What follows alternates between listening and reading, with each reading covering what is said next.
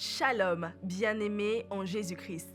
Gloire soit rendue au Père Céleste qui nous a fait du bien par sa parole durant le mois de juillet et pour ce mois d'août qui est notre mois du tout est possible par le trio Espérance, foi et amour. Nous rendons grâce au Saint-Esprit qui continue de nous enseigner dans la parole vivante et efficace du Père. L'amour va faire face au défi de la mort. Et pour le Seigneur, ce n'est pas un problème. Dieu est amour, Christ est Dieu fait homme. Donc, Christ est l'amour fait homme. Christ est l'amour incarné. Christ est l'amour de Dieu sous forme humaine. Et voici l'amour qui est face à la tombe. L'amour incarné face à la mort. Jésus dit, n'aie pas peur. Je suis la résurrection et la vie. Celui qui croit en moi vivra quand bien même il sera mort. Crois-tu cela? Le dernier élément clé qui intervient ici, c'est la foi. Il est amour, il va affronter la mort, il annonce à l'avance qu'il va triompher, mais à condition que nous le croyions. C'est la foi qui sera l'arbitre. Sinon, en termes de potentiel, l'amour est censé triompher. Dieu qui est amour est devenu homme. Il est descendu sur la terre pour affronter la mort. Parce qu'il n'avait pas destiné l'homme à la mort. La mort n'était pas dans le projet de Dieu. Mais l'homme a désobéi. Il y a une explication profonde, une explication secrète derrière nos désobéissances. C'est le défaut d'amour. L'amour nous donne la force d'obéir. Amen. Au deuxième jour de cette semaine, nous avons médité sur le titre suivant, Parler par prophétie. Texte biblique, 1 Corinthiens chapitre 14, verset 6, Jérémie 22, 29, Genèse 41, 15 à 16 et Daniel 2, 24 à 28. Nous retenons de cette méditation que parler par prophétie, c'est parler de la part de Dieu, devenir la bouche de Dieu sur terre. Et cette grâce, nous la recevons du Saint-Esprit par la foi. Notons aussi que parler par prophétie, c'est essentiellement deux choses. Premièrement, montrer la suprématie de la parole de Dieu sur toute chose et deuxièmement, se servir de la révélation et de la connaissance de Dieu pour édifier, exhorter et consoler. Le titre de notre méditation au troisième jour a été « Parler par doctrine », basé sur 1 Corinthiens chapitre 14, verset 6, Matthieu 7, 28 à 29, Jean 7, 16 à 17 et Jean 18, 19.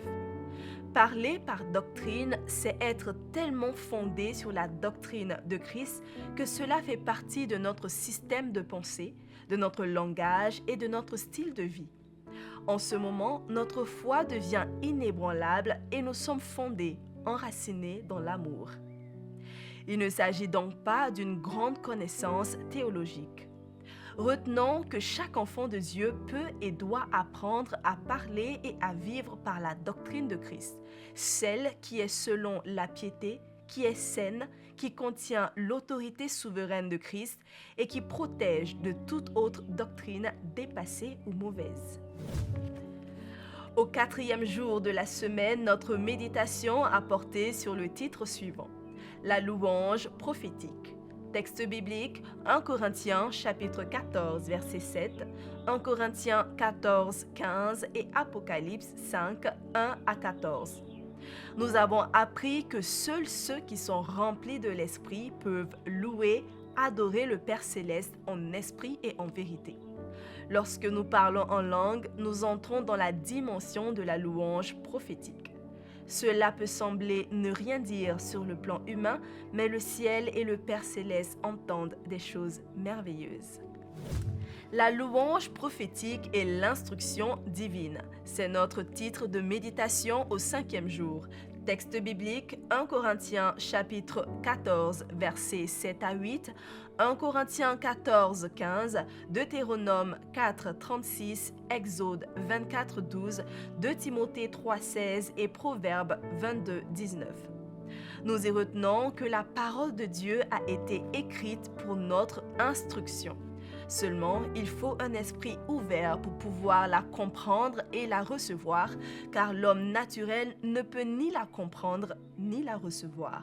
Pour que l'instruction divine pénètre et habite à jamais nos cœurs, nous devons considérer ces 3 relations. Premièrement, notre relation personnelle avec le Saint-Esprit à partir de sa parole.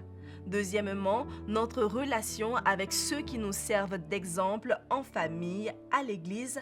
Et troisièmement, notre relation avec un maître spirituel ou un père spirituel pour développer le caractère de disciple afin que nous parvenions au niveau de la grande foi. Et voici la citation de la semaine. Nous devons travailler à notre salut, apprendre la parole de Dieu et comprendre de mieux en mieux Christ et son œuvre achevée. C'est tout pour l'essentiel de cette semaine. Le torrent de vie du mois d'août est disponible et vous pouvez l'acquérir si vous le souhaitez en nous écrivant à l'une des adresses qui s'affichent au bas de votre écran. À Jésus seul soit toute la gloire. Shalom.